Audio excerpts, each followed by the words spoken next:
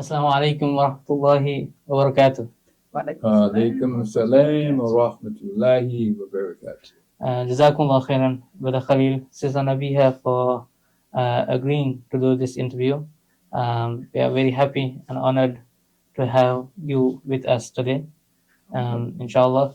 We have some cookies, kebab, tea, water, chocolate. If you need at any time during the interview to take, please free to do so. We want it to be as comfortable as it can be. We want it to be a conversation, not an interview. So, Okay.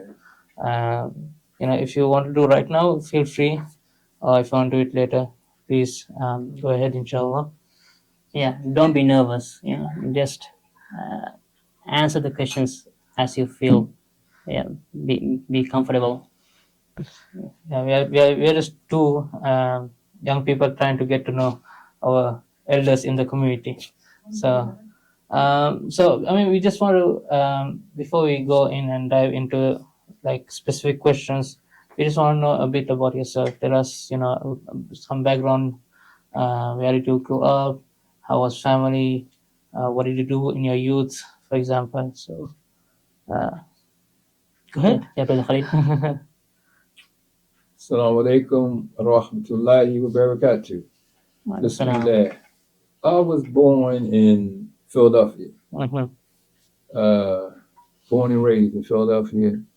How was life? Like, what was growing up in Philadelphia like? Was Well, initially it was very, very nice, Mm, but it seemed like the older I got, the more violence mm, and drugs just ravished Philadelphia. mhm, So I remember Philadelphia being a nice, beautiful, clean place, Mhm. but it has changed a lot since I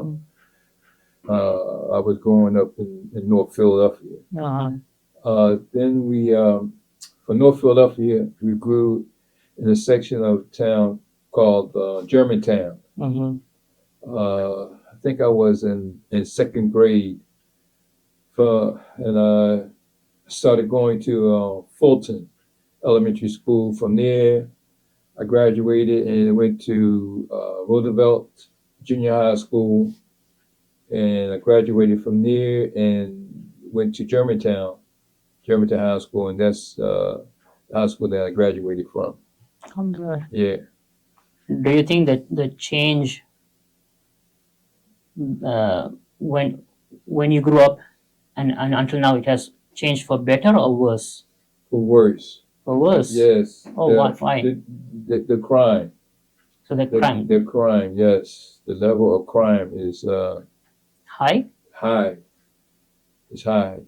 Any- There was crime when I was growing up, but it's getting worse. Are there any reasons? Do you think in your observation, do you know why the crime rate is high? The morals of the people are declining. So Okay. people are getting more into criminal activities because the drugs, Mm-hmm. just the mindset that anything goes, and because of that, it makes it easy for especially the young people, to be engaged in criminal activities. And Sister Nabeehah, you? Assalamu alaikum wa rahmatullahi wa barakatuh. I grew up in Washington, D.C., so not far from here, actually. Alhamdulillah. And graduated from Notre Dame Academy and went to University of Pennsylvania for my degree in education, which is something that I have wanted to do since I was small, because my parents and sister and brother were educators as well. So something that I learned very early, and I've been teaching since I came to Philadelphia and got certified to do so. Alhamdulillah. And how was the crime rate when you're growing up in DC as compared to now? Do you have any idea? In DC, it's a little bit hard to compare because DC has been gentrified. It's another city now. Okay. So, and I have really kept up with the statistics. But if it's anything like Philadelphia, big cities are big cities, and crime seems to be a problem everywhere. It's something that we all need to try to work on. When did you leave DC? I left DC when I was 17, when I graduated from high Oh. school. Sure. And since then you've been in Philly? Been in Philly, go back Yeah. and visit. But Okay. yes, I've lived in Philadelphia since then. Okay. And Brother Khalil, you've lived in Philadelphia your whole life? My whole life, I lived in Philadelphia, born and raised. Alhamdulillah. Alhamdulillah. Alhamdulillah. What is it about teaching that you find your passion, that you're, I think it's something, I feel like it's something that can be done for the pleasure of Allah as we work with young people and try to help them to succeed. I love biology, always have since I was in high school. So I just have been blessed all the way through to have good positions, good schools, to be able to teach biology, and along with that, to be able to work with students with career readiness. Allah just put me in place. I would go into an office and the department head is on the phone with, "Oh, I have somebody for you." To just walk in. I'm like, what are you talking about? And it happened to be a job that I had thought about, during my time of trying to plan life, which we know Allah plans best. But I just enjoy working with young people, and I enjoy being able to see them succeed and to try to help them get through the trauma and challenges that come along the way. And is it easy teaching in a public school? Because we're in a public school, we find students are not being respectful to the teachers. And how was your experience in teaching? I don't think it's easy to teach anywhere. It's a lot of work. But in the public schools, you have students that are coming from so many different areas with all types of trauma.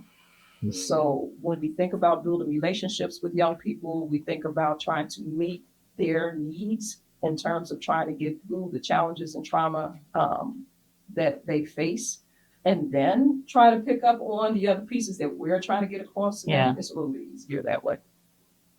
So you have taught at Islamic school? Yes, I did. I taught for 3 years at an Islamic school. So do you find that teaching in Islamic school it's easier than teaching in a public school? It was easier. Yes, it was easier because those children were rooted in Islam. The families were. Yes, that did make it easier. And the fact that it was like a family situation, the whole school. So I got to know the parents there. I'm still in touch with some of the parents. It was really easy to call home or talk to parents as they came into school. So that made it a little bit different because we were a true community. Okay. In that school. If you compare the students, the Muslim students in an Islamic school and Muslim students in a public school, how different they are, and if they are different in what way? Like if a Muslim student they're worse in a public school, what makes them worse, and do you recommend that students go to an Islamic school? I mean, of course, it's good to go to Islamic school, but if a parent cannot pay to an Islamic school, do you recommend them to move to the public school, or that should be their last resort? So let me address the first question. Then I'd like to flip it a little bit. You were asking what's the worst among the Muslim students in public schools? I'd rather talk about what's the best. Okay. So seeing these young people that, they come in with that spark of Islam, I'll call it, I want to be Muslim, or I am Muslim. Help me. Okay. Help me to know how to do that better. I feel like that's the great side of being in an environment where you're around students who are interested in Islam, students who are Muslim. As I said, they have a lot of challenges when they come in. So we have to help them get past that. Rather than don't want to talk to you. Look what you have going on. More so what is your passion? What is it that you respect for yourself? And where you want to go? Where are we going, with this, with your Islam, with your career, etc. It is more of a challenge to work with Islamic students in public schools because of the public school structure. Okay. But Khalil and I both have worked with education committees years ago with the Philadelphia School District, and it's reviving now in terms of trying to meet the needs of Muslims in public schools. So in my school where I teach currently, they do make salat. They do, they can find the space they need during Ramadan, etc. Because we have a very understanding culture team and administration. It's not that easy at all schools. But that is one thing I would tell a parent to think about. Because of the structure, you as a parent may not be able to get the needs of your students met in a public school as easily as you can in an Islamic school. And also, there are so many students with so many backgrounds, and they do bring that into school. We can't, act like they leave whatever they have going on in the community at the door. No, they don't. They bring it in, and there are students that learn and pick up on habits that we would consider not quite as positive as we would like for our children to embrace. What's the name of the school you teach? The school where I teach now is called Building 21 High School. It's a public school in Philadelphia. And how many Muslim teachers work in the school? In my particular school, there are currently 3 out of, I guess we have about 40 students. And I do have a colleague that works on statistics, and she said 36% of the students in Philadelphia public schools are identified as Muslim. And how many Muslim students are in your school? I would say it's that 36%. I don't know them all I know the older students better just because of the work I do in 11th and 12th grade. But, I see them, I get salams, and sometimes you don't get salams. We really see them as during Ramadan. You're like, oh, you Muslim? I shouldn't give you that. But I would say about a third of the students that are there identify as Muslim. What subjects do you teach? Right now, I teach pathway. Well, I organize pathways, opportunities. I do teach career readiness in terms of how do you get ready to go out for an internship or for a job. But I taught biology for over 40 years. Well, Khalil, about your work with the youth, have you tried teaching? Sister Nabeehah, I've mentioned, working with education committees. When we started with the Islamic Heritage Foundation, one of the things that we found out that was important was to get the youth feedback. It was important to get them involved, because if you have programs and the children, they're not interested, they're not going to come, they're not going to support it. So we thought it was very important to get them involved from the beginning and ask them questions about what they like and what they don't like. And like, for instance, when we had the essay contest, we would get them to come up with the themes, the different activities that we had for our youth conference. One of the things they came up with was a rap session. They wanted to be able to speak out. We have youth organizations. I'm not the representative or the speakers for the youth. They speak for themselves. They have a voice, and so we gave them an opportunity to use their voice, so that people could hear, the different things that go on through their life, and listen to their needs. So because of that, we have a good turnout, because it was something that they had to input, and they would go out and bring the people in. So another thing with the we had an annual retreat, a youth retreat. It started out with one day. We wanted out having a weekend. They loved it. They enjoyed it. I think the best part about that they enjoyed was the food. So you got good food, and they're going to come back next year. Mm-hmm. And inshallah, during that time, they'll pick up on something. But the different activities that we have for them, they enjoy. You know, we used to have icebreakers, Okay. and then they had the mix like, I'm here because my mama sent me. Mm-hmm. But before the retreat was over, you see them having fun, enjoying themselves. Mm-hmm. And just So, go ahead. So yeah, so I enjoyed it, and I missed that. I missed that a lot. So One more thing yeah. before I forget. Go ahead. We used to meet at a house every Sunday. Okay. So that was the time that I really did enjoy. Now I do mostly administration stuff, Mhm. but I think that was the best part. You know, they come Okay. over, and again they had their food, so that's going to ensure that they're going to come back the next Sunday. Yeah. You know, but all in all, they enjoy the different stuff that we have for them as far as knowledge and experience. So I enjoyed that very much. I missed that part.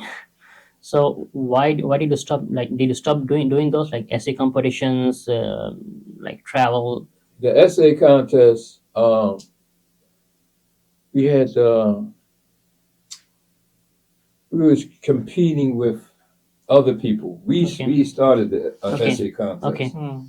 and other youth groups started there. So Mhm. we said, well, alhamdulillah, we don't have to have two, so we can focus our attention on other stuff. Mm. So that was part of the reason why we stopped the essay contest. Okay. Then we start putting our focus on the different activities to make it better. Okay. Yeah, make it better. And the field trips? Do you still do The field trips, we haven't done field trips since COVID.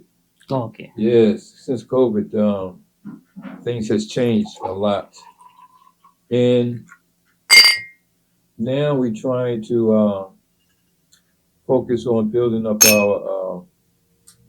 our infrastructure. You know, we're trying to have a better organization, structure. So that's been a lot of our focus, trying to build up a youth committee, Mm-hmm. and that takes a lot, especially when we're trying to make our Quran initiative better. Okay. You know, so it's a lot of work as far as the administration aspect of the organization. For both of you, what do you find some of the challenges that the youth face in America? Let's make it more broader. Or if you want to be specific in Philadelphia, what do you find that the youth struggle or they face the most challenge with in terms of Islam, in terms of daily life, in terms of morality? What do you think? I think it's trying to grow up and to keep their Islam and to stay away from a lot of dunya stuff. Well,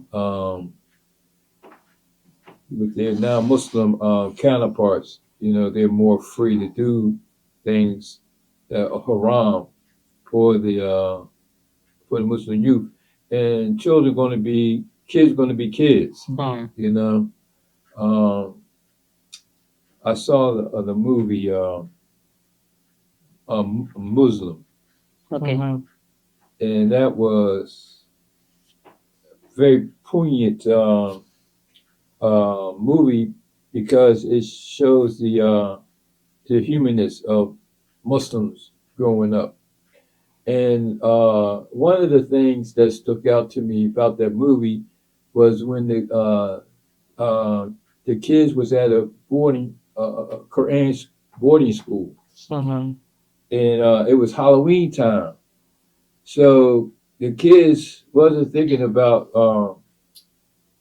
the shirk, or haram stuff. They were thinking about having fun. They just wanted to go get candy like everybody else. So they snuck out. They snuck out the School. boarding school and went out to get candy and Mm. got caught. Okay. You know, that's just kids being kids. You know, not that they are. Uh, they're going to make mistakes, and but the influence of the society, you know, makes it hard. So you're going to sit down and say, you know, you tell the children, you know, it's haram. You know, we're Muslim and we don't believe in that. We don't participate in that. You know, they will say, yeah, but super chance I get, I'm going to go out and get candy. You know, so yeah, so that's their struggle. Okay. You know, trying to do right without being influenced by their counterparts. You know, so I think that's the most challenge for the young people that they have. You know, trying to keep their Islam and stay away from things that's not good for them or things that is against our religion. I would say living in a society that is trying to figure out how they can make more money and how they can influence more people and how they can, I feel like it's almost like a plot to pull young people into the wrong direction. For Muslim students, they're on social media too, and they're seeing a lot. And their parents, the teachers, I'm not on social media at all, but I know that there are parents and teachers who are trying to figure out where the kids are. But you know, once you think you have figured out where they are, they're somewhere else. Yeah, yes. So, and they're so far ahead of us. It's so much for me. I'll speak for myself. They are so much faster than I am in any kind of technology. So I think between social media, between making it so easy to go in the wrong direction, like in my day, you wouldn't make a gun on a 3D printer, you know, but now you can, and you can sell it to a child. And so these are the moments that our children are facing, including the Muslim youth. So we have some layer of protection with our Muslim youth. We have parents that are they kind of know how to make it roll. You know, you keep them busy. You help them to understand the importance of Quran. You help them to know why it's so important for them to love the religion. So that gives them a little bubble, a little layer, but they still go outside and they still engage with other children. And it becomes hard because that is something 12 or 13-year-olds want to do. It's a part of the way their brain is developing. They want to be a part of whatever society is, whatever the community is. So part of that is their Muslim community, but part of that is everything else that they see. And so it makes it really hard for them sometimes to follow that right path that we are trying to keep them on. But alhamdulillah, there is success for many young people.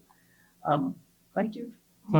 So, you know, we are all very happy for every young person who is staying close to Allah and close to His deen. So today we have a few questions to ask you, and the first question is, how and why did you convert to Islam? I took my Shahada July 31st, 1992 at the Scuba Institute in Philadelphia. Sheikh Nafi Muhammad gave me my Shahada. I transitioned from the Nation of Islam, but I never officially took my Shahada until that day. Okay. So Nabeehah? So as far as the why, I grew up in Christian schools and I always questioned, I don't know about always, but I could remember questioning the Trinity. So once I got to college, you know, you read from people, you hear different perspectives, you know to read more.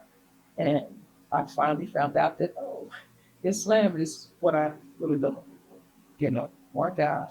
Same type of moral values as in Christianity, at least as I was growing up. A lot of what I learned when I was young was parallel to what I learned when I was older. So I appreciated that. We worship God, we worship Allah, and we do our best to get to Jannah. Brother Khalil, tell Yes. us about this your organization, Islamic Heritage Foundation. What was the motivation, the purpose of starting? Well, we started the Islamic Heritage Foundation.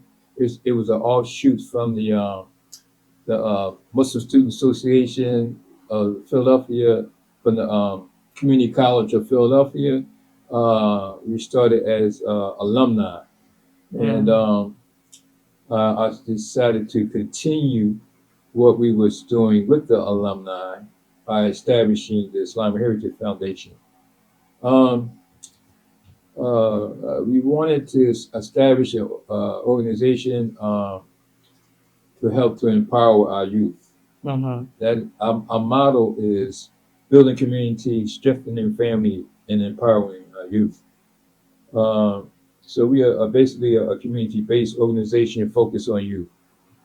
A lot of activities. Some of our activity also involve the adults, their parents, to try to get them involved as well. We wanted to give them. So we talking like 30 years ago, and there was another activity for our youth. Mm. So we wanted to have something Islamically where the young people could come and feel comfortable with being together, and where they can grow Islamically. Sister Nabeehah, now you did not found this organization, but you're involved with it. So how did you find this organization? What was your involvement from the beginning until now? What? My involvement, I think, was around finding an organization that was working with youth activities, and then I volunteered and went through there. Mm-hmm. Again, having positive experiences is something I have a passion about, and this was an organization that was doing it. Brother Khalil, tell us more about the Quran competition that Islamic Heritage Foundation has it like every year. So tell us how did the idea come to you, and the positives of it, and the challenges of having this Quran competition. Well, I said if we're going to have some activities for young people, we need to have the Quran, because that's the primary source of our belief and our very existence. So we wanted to try to encourage them to spend more time with the Quran. Mm. And one of the ways I feel that would be useful was to have the competition. Okay. Give them some incentive and motivation, and have fun. It's very challenging, putting your time and efforts into learning the Quran, but we wanted to reward them.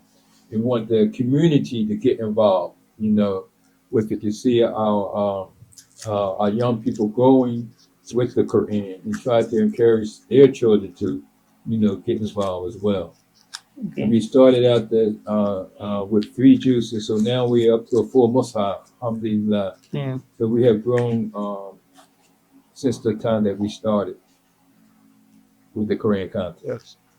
I would say the challenge is that we need funding. Okay. Because the Quran competition is an activity where we're encouraging youth, but there is a financial prize for them. We have to pay for the location, the venue, that kind of thing. So we get our funding for the organization in general from community donations. Okay. So that tends to be something we have to work really hard for. A little bit of a great job of working on, making sure that we have what we need to make this organization, in particular this activity, to grow. The benefits, it's just wonderful to see these young people who have mastered either the whole Quran or part of the Quran, and they're reaching for more. So these are young people that don't necessarily get recognized otherwise, maybe in their individual masala, but in their messages. But this way the community gets to see, and it's very nice to get the feedback from the community. Like, wow, I did not know, that there were young people in Philadelphia that had this amount of knowledge and this amount of skill. Even our judges say that. Yeah. Like, okay, Philly.